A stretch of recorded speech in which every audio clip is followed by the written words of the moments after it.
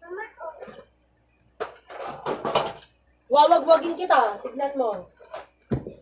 So, babagagin na ako ng mama ko. Oops.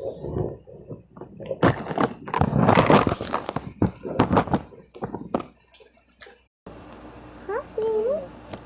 Ano? Gusto ko tinapay peanut. Wait lang. Okay. So, gagawa na ako ng mama kong tinapay peanut.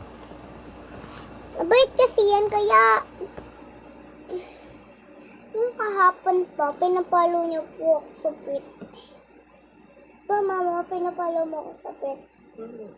Yung kahapon, di ba? Yung magalit ka sa akin. So, ikwento mo naman minsan, winawag-wag kita. Yung kahapon po, pinalo ako sa pet ng mama ko dito.